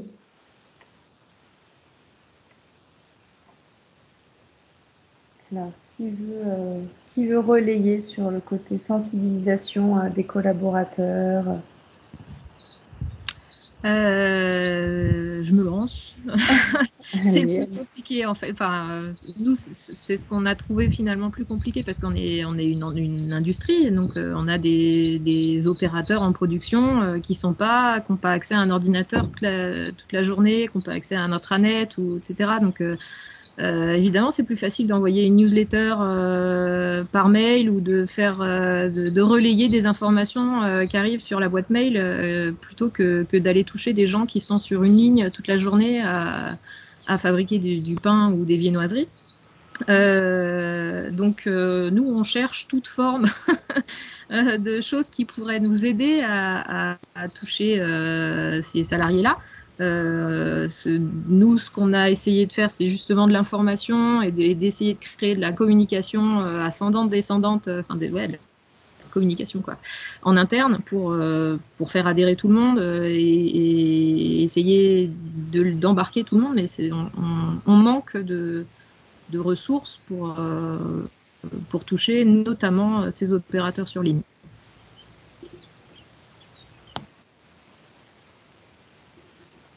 Alors, Cédric ou Katerina, si vous voulez prendre la parole. Ouais, sur la sensibilisation à la démarche, alors nous, on a fait un top-down parce qu'on a voulu montrer que c'était vraiment une volonté de la direction d'aller là-dedans et que c'était un projet vraiment structurant pour l'entreprise, de devenir sérieuse là-dessus.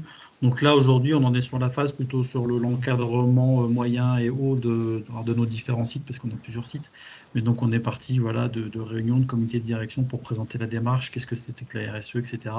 Et puis pour les opérateurs, on a voulu pour l'instant se limiter à des opérations un peu ponctuelles, mais un peu, voilà, comme on disait en formation, coup de poing, c'est-à-dire un truc très simple dans la salle de pause, mettre en place le tri sélectif qui n'avait jamais été fait, et pourquoi, comment, et voilà. Et ça engage le dialogue sur ces thématiques-là, et ça nous permettra par la suite d'avoir un vrai dialogue de fond sur ce que c'est que la RSE et leur présenter. Et après, j'espère avoir le niveau de retour qu'a eu la JARP savoyarde avec ces échanges qui m'ont paru super constructifs. Tout à fait. Alors nous, on n'est pas très avancé au niveau de la communication interne. Je cherche des moyens bien à le faire pour aller jusqu'à les personnes qui travaillent sur la chaîne.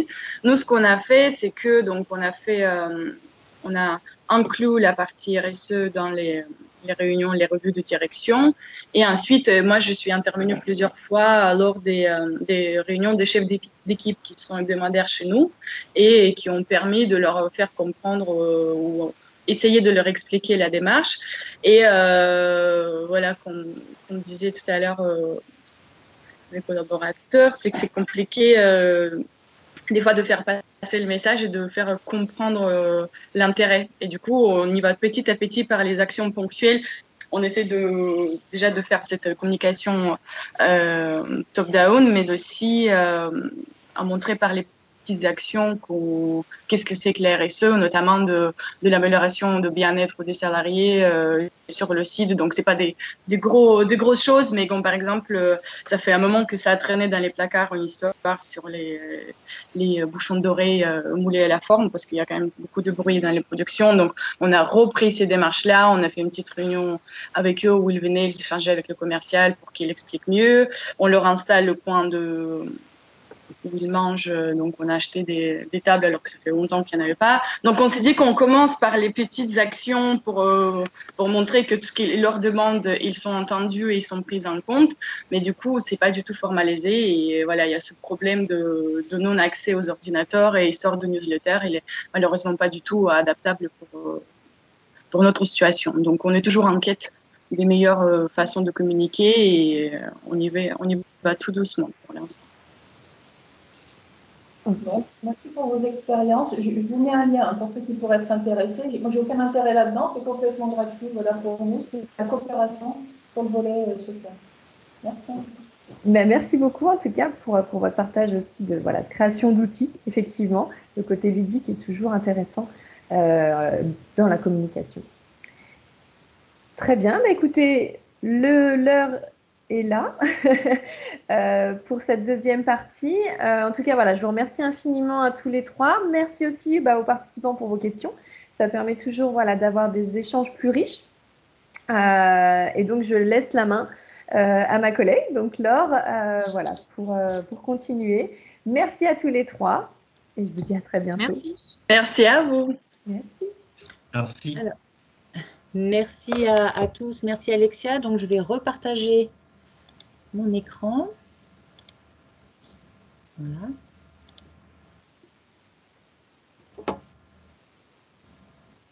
Alors, est-ce que ça marche? Parce que moi, je ne vois pas les...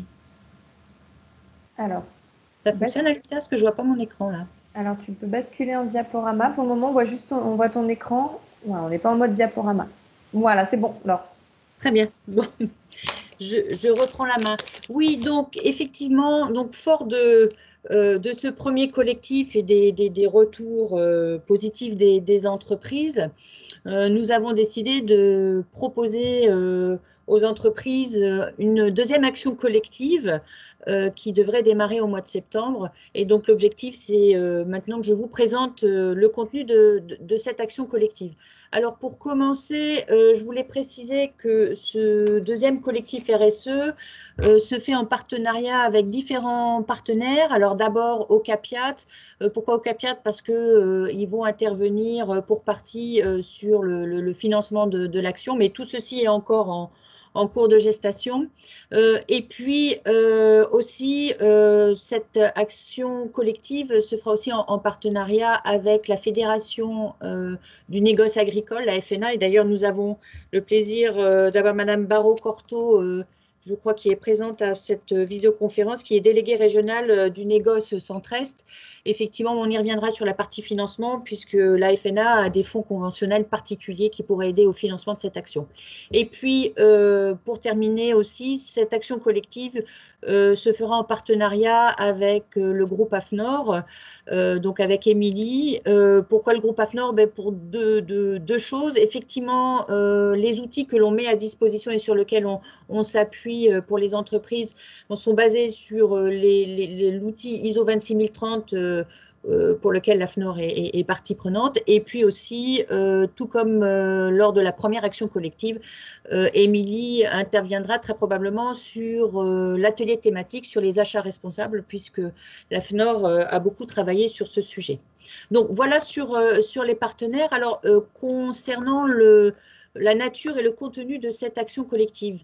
Donc, cette action collective s'adresse à qui? Donc, elle s'adresse aux entreprises coopératives ou agroalimentaires. Alors, j'ai mis préférentiellement de la région Auvergne-Rhône-Alpes parce qu'après, effectivement, on a un ensemble de sessions, de formation, d'échanges collectifs et après, ça peut poser des risques de distance, donc des difficultés à se réunir. Mais bon, effectivement, on peut aussi accueillir des entreprises hors région qui se trouvent de façon limitrophe près de la région Auvergne-Rhône-Alpes.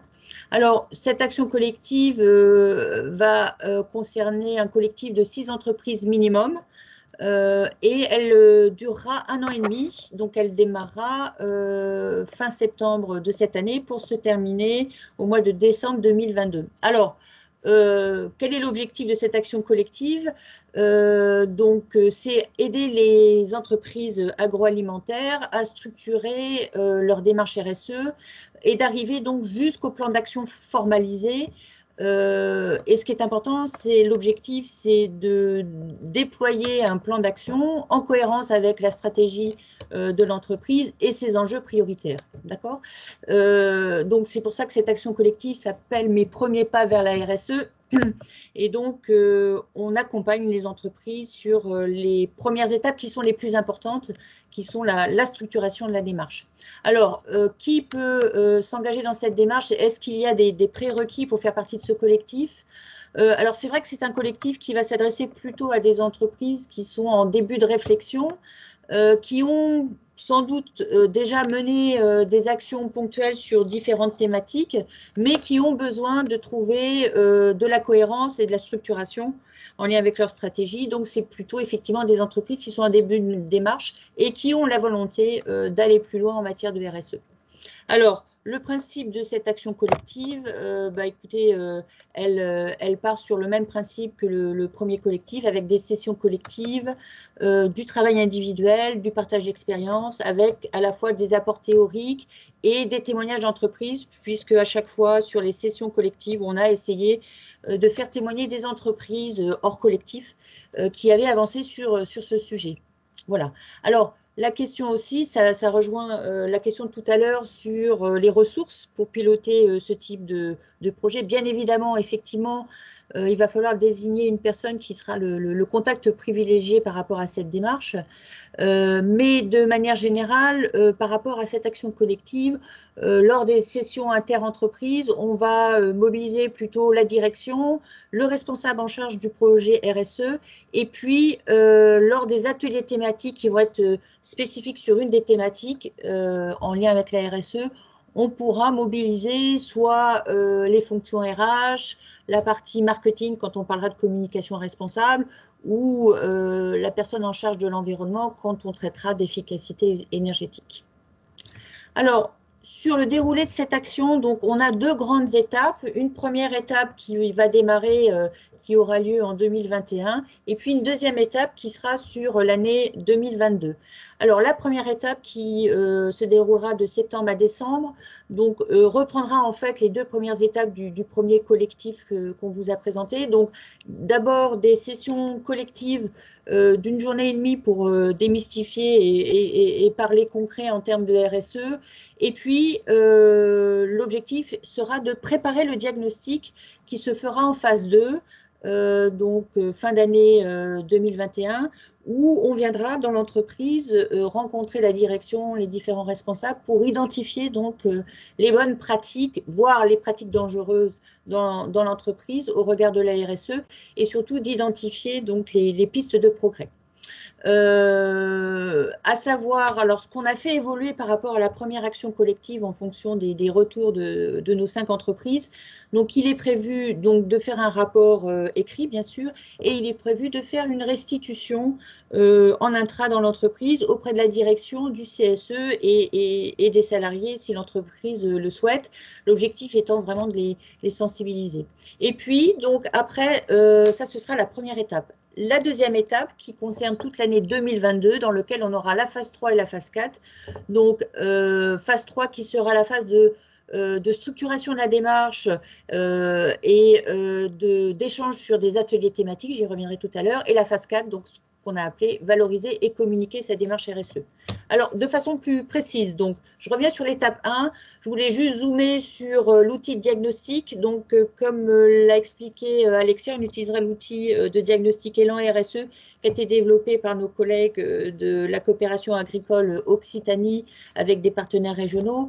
L'objectif, c'est, comme je l'ai dit tout à l'heure, en phase 1, on commencera à regarder de près le contenu des thématiques qui seront abordées en diagnostic pour que les entreprises puissent préparer la venue du consultant lors du diagnostic. Donc, l'idée est de commencer à impliquer et animer la démarche en amont de la réalisation du diagnostic.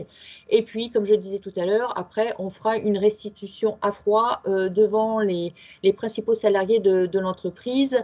L'idée, c'est de sensibiliser et que l'ensemble de l'entreprise comprenne bien le périmètre couvert par la RSE et puis d'identifier le chemin restant à parcourir. Donc ça, c'est l'étape 1. Ah, pardon.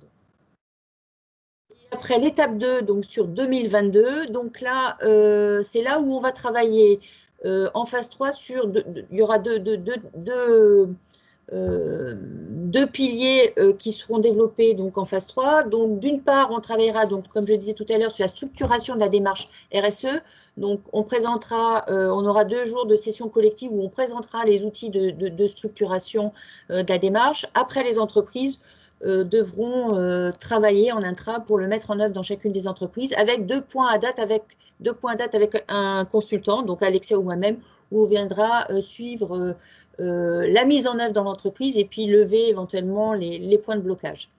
En parallèle de cette structuration de la démarche, on aura 4 ateliers thématiques qui se dérouleront tout au long de l'année 2022. Donc 4 ateliers thématiques d'une journée qui seront en fait des journées de formation. Alors, les thématiques seront choisies en fonction des résultats des diagnostics, c'est-à-dire en fonction des enjeux prioritaires des entreprises du collectif. Alors, à titre d'exemple, mais Alexia l'avait cité tout à l'heure, voilà les 4 sujets, nous, qu'on avait traités lors du premier atelier collectif, parce que c'était des enjeux forts pour nos 5 entreprises. Donc, Émilie Parnière de l'AFNOR était venue nous présenter les achats responsables. On avait eu un atelier sur l'efficacité énergétique, un atelier sur la marque employeur, puisqu'on sait que l'attractivité des métiers en agro est un enjeu important, et puis un atelier sur la qualité de vie au travail. Donc, voilà sur la phase 3. Et pour clôturer cette action collective, on terminera par la phase 4, où là, on aura 2 jours de formation collective. Donc, une première journée où on fera intervenir une personne qui est experte sur la communication responsable. Donc, formation qui avait très bien marché lors du premier collectif. Et puis, la deuxième journée, moi, je viendrai vous présenter aux entreprises les différents labels qui existent en matière de RSE. Donc, certains ont été cités. Émilie nous a présenté le label engagé RSE. Donc, je présenterai aux entreprises les différents types de labels qui existent pour éventuellement, si elles le souhaitent, aller vers une labellisation. Alors, en résumé, cette action collective, quelques chiffres. Donc, elle s'étend sur 1 jour et demi, de septembre à décembre 2022. Donc, ça représente environ 12 jours sur 1 an et demi par entreprise, dont une majorité de journées qui seront collectives. Et puis, concrètement, quels sont les attendus et les résultats pour chacune des entreprises?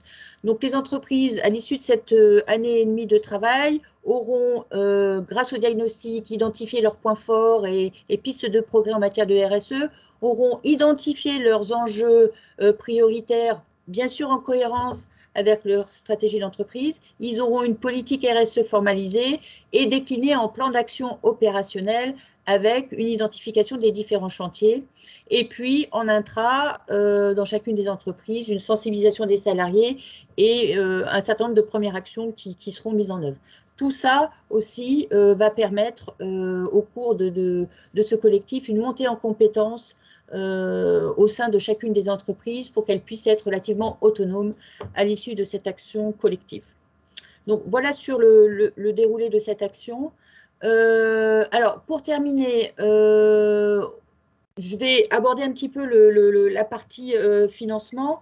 Alors, c'est vrai qu'aujourd'hui, on a sur l'étape numéro 1, c'est-à-dire les 2 phases qui vont se dérouler en 2021. Donc, on a à aujourd'hui, selon certaines conditions, donc à valider pour chacune des entreprises, une partie du financement de cette partie qui pourrait être financée via la charte alimentaire régionale, donc via Ocapiat.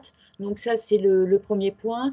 Et sur l'étape 2, on est en cours de finalisation des dossiers pour avoir aussi une partie de financement sur cette étape 2, mais je ne vais pas rentrer dans les éléments techniques. Ce que je voulais vous dire, c'est que dans tous les cas, si vous êtes intéressé pour vous engager dans cette action collective, il faut nous contacter et on verra au cas par cas auprès d'Ocapiat quelles sont les possibilités de financement, puisque on a pas mal de cas particuliers. Et comme je le disais tout à l'heure, on a possibilité, si tant est que ce soit validé par Ocapiat au cas par cas, des possibilités de cofinancement au travers de fonds conventionnels liés à chacune des branches. Et donc en particulier, au niveau du négoce, il y aurait possibilité de cofinancement sur les fonds conventionnels négoce. Et donc ça, c'est à voir au cas par cas.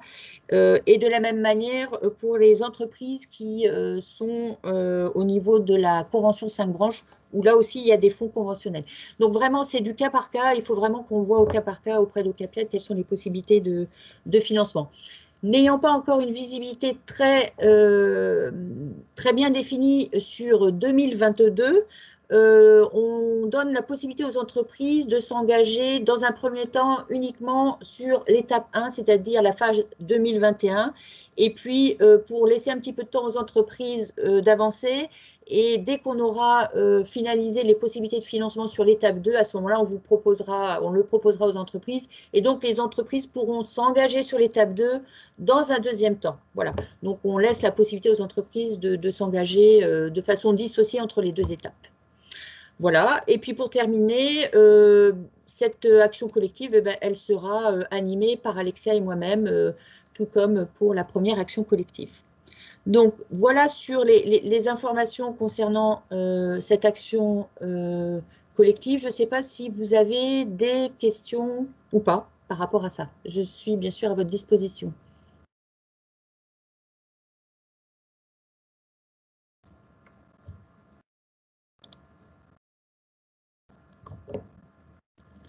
Alors, je vois pas de questions particulières sur l'action collective ou sur les interventions de la matinée.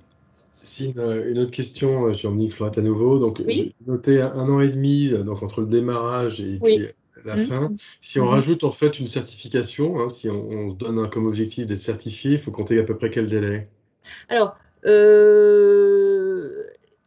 comme on l'a dit un petit peu tout à l'heure, on l'a évoqué en termes de moyens. Alors, ça va dépendre effectivement des ressources qui sont mises à disposition pour piloter le projet en interne. Ça va dépendre aussi du niveau initial de l'entreprise, et c'est à ça que va nous servir le diagnostic.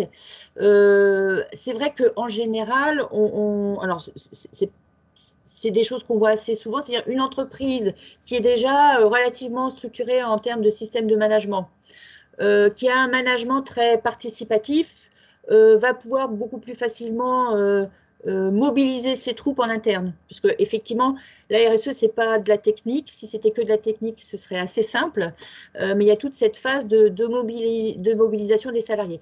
Et puis après, alors en termes d'évaluation, tout dépend quel est l'outil que vous allez utiliser, le label que vous allez utiliser, même si à aujourd'hui, on s'aperçoit que d'un label à un autre, on a des choses qui sont assez similaires. Donc, je n'ai pas de réponse toute faite. Par contre, juste une chose, pourquoi on est parti sur 1 an et demi? C'est vrai que sur la première action collective, on était parti sur une durée beaucoup plus courte, donc sur 1 an. Et puis, quelque part, alors je ne dirais pas heureusement, mais il y a eu la pandémie et le Covid qui a fait qu'on a été obligé de décaler les ateliers thématiques. Et finalement, ce n'était pas une mauvaise chose. Et c'est pour ça que sur le deuxième collectif, on a prévu de mobiliser les entreprises, donc je parle pour 2022, une fois que le diagnostic sera fait, de travailler avec les responsables en charge de la RSE, d'abord sur la structuration de la démarche, pour qu'après en interne, ils aient le temps de faire passer les messages, de mobiliser les collaborateurs, pour qu'après, lorsque l'on réalisera les ateliers thématiques, qu'on puisse, que les collaborateurs soient déjà mobilisés et qu'ils puissent participer aux ateliers thématiques. C'est pour ça qu'on s'est donné un petit peu de temps. Et par rapport au premier collectif, on est parti sur 1 an et demi plutôt que 1 an. Mais voilà, j'ai pas de règles mathématiques pour répondre à votre question. Alors, je crois qu'il y a Émilie qui veut intervenir.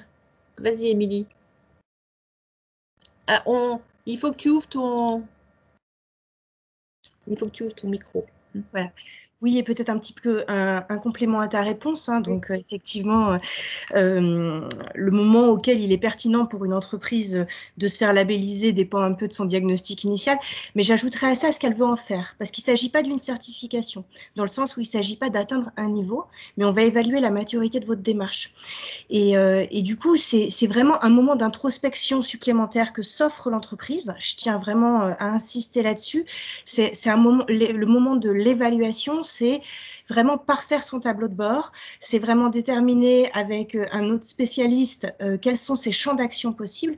Et moi, ce que je préconiserais, c'est d'y aller dès qu'on a une vision de quelle est notre politique de développement durable, et cette opération vous amène à le faire. Dès qu'on a structuré, dans le sens où, comme tous les participants l'ont dit tout à l'heure, on est parti, chaque métier est parti avec sa valise, ses devoirs, a dit Monsieur Lançon, et commence à déployer. Voilà, et si possible, dès lors qu'on a un diagnostic qui montre qu'on a déjà des bons points d'appui, on a intégré d'entrée de jeu ces valeurs. Mais il ne s'agit pas d'atteindre le niveau 4 étoiles tout de suite, ce serait presque dommage, puisque ce serait enfin de toute façon, c'est pas possible, ça n'existe pas là, mais l'évaluation, c'est vraiment, oui, s'autoriser une marge de progression avec un temps de réflexion avec des tiers. Voilà. Il n'y a pas un moment où c'est pertinent. Non, mais c'est vrai que le label engagé RSE le permet, puisqu'il est par étapes, avec une possibilité de communiquer, alors pas sur le produit, bien sûr, mais de communiquer assez tôt, il me semble, Émilie. Oui, des 300 points, donc on a la possibilité de communiquer. En dessous, non, mais en réalité, les entreprises d'elles-mêmes ne se proposent pas à l'évaluation quand elles n'ont rien structuré. Il faut savoir que le premier chapitre du label engagé RSE, il coûte 2 fois plus que les autres. Donc, en fait, ce qu'on va interroger en premier lieu, c'est bien cette vision de l'entreprise en matière de développement durable et la manière dont elle l'aura créée. Comment elle se sera interrogée. Et là, en l'occurrence, ce qu'il s'agirait de mettre en avant dans le cadre de notre label, c'est bien tout ce travail que vous opérez avec Alexia et avec Laure. La partie diagnostic va vous permettre de tirer vos axes stratégiques et à partir de ce moment-là, de toute façon, vous aurez un certain nombre de points de gagner. Enfin, il ne s'agit pas de ça, c'est juste le fait que vous aurez structuré une démarche. Voilà, je voulais rajouter ça. Merci Laure. Oui, et l'évaluateur, quand il vient faire une évaluation, et c'est bien une évaluation, il va aussi permettre d'apporter des pistes d'amélioration, des pistes de progrès. Hein.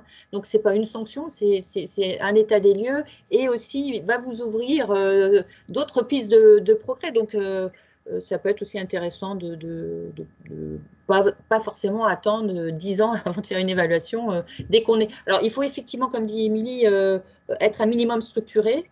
Ça, c'est clair. Hein. Mais voilà, quoi. Voilà, vous y verrez plus clair avec l'opération, que je vous invite à suivre.